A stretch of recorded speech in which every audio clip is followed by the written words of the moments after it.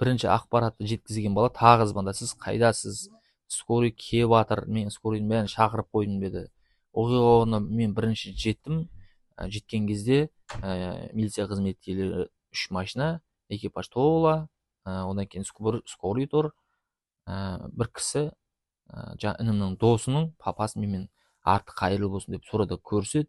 Мен орада көріскен жоқпын. Орада менің ойын бәрі тауып қалды деп ойлап тұрмын әлі күнге дейін. Сол кезде мысалы барсам, інім басы бүйтіп жатыр, жоғары қарап, бет аузының бәрі шаң, мұрнының ішіне шаң, топырақ кіріп кеткен, аузының бәрі вообще топырақ, денесінің бәрі топырақ, ішінің бәрі ашық жатыр. Сол кезде мен інім мен милиция қызметкерлері бар ғой, жақындатқан жоқ. Самом деле келгенде мен тоқта деген кезінде, сендер не істеп жатсыңдар деген кезде менің қолымды қайырып, сорада қайырып, самым главное мен емес, қылмыскердің тұр, қолдарына қалтасын, жас балдар тұр сорада. Оқиға орнында болғанда інімді өлтіріп қойған балдар тұр, қолдарына қалтасын салып алып, анам келген екен, анам состояниесіне де қараған жоқ олар. Наоборот, бізге айғайласып кетті милициялар. 4 баланы мен айттым, неден келді, прокуратурадан келді адам. Сол прокурорға айтқанмын, неге ана 4 бала не үшін қамалмай тұр? Самом деле келгенде қатысы бар ғой, не үшін қамалмай тұрсыз деген. Соны менің айтуым бойынша өзім неге алып кетті ары қарай. Бірақ милиция қызметкерлеріне көңілім толған да жоқ. Мен де шокпын қазір состояниеда. Мені сағым келгенде алдап шақырып тұр, талып қалды деп. Бірақ сағым келгенде талма ауруы жоқ ол баланың. Сабақты жақсы оқитындығын, ондай төбелеске қатыспайтындығын. Ол оқиға былай болған. Бұлар 34 баланы қойып қойған шеттерінен. Сөйтіп жаңа 4-еуі ұрып шыққан ғой. 2 рет айналдырып шыққан 4 баланы есептеген, 2 удардан есептеген, 8 удар екен. Менің інім жүрегінен ғана ұра берген. Толқы жүректен ұрған. Басқа дене жарақат жоқ. Пышақ, басқа ештеңе тимеген, мұрын қанамаған. Толқы жүрегіне ұра берген. Енді жүрегіне ұрған екен, соғырдан на месте тоқтап қалған, жүрек жарылып кеткен. Жүрек тоқтап қалған, ұйқы безі езіліп кеткен, ол да жарылып кеткен. Сол кезде на месте кеткен. Сол маған бұлар алдап, сорада алдап мені талып қалды деп сөйтіп айтып тұрды маған. Ал самом деле мен жетсем, уже 40 минут, жарты сағат 40 минут бұрын жүріп кеткен екен інім. Оқиға орнында көрдіңіз ба? Бұлар маған алдап сол кезде айтып тұр бұл оқиғада. Иә.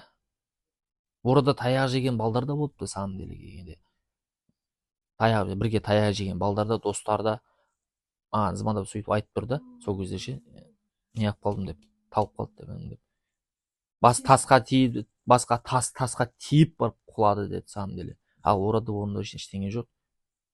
Басқа басыда жарақат, ештеңе жарақаты жоқ.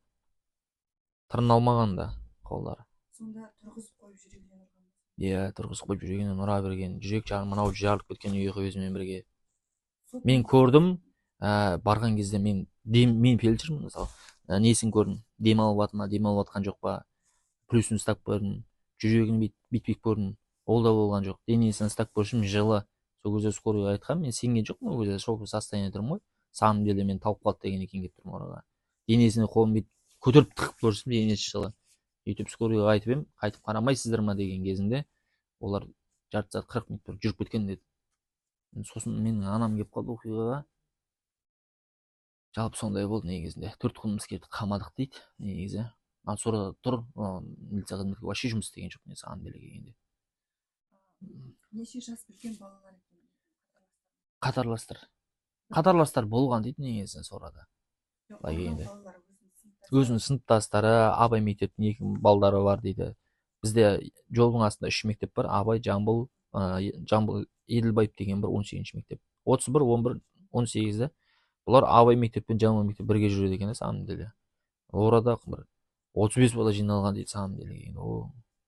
35 баланы ұрған 4 бала ұрған, соның ішінен айналып келгенде 8 удардан мен інімге 8-ші удардан қайтыс болды ғой, жүректен ұра бергенде. Самом деле келгенде. Түсіндіңіз ба?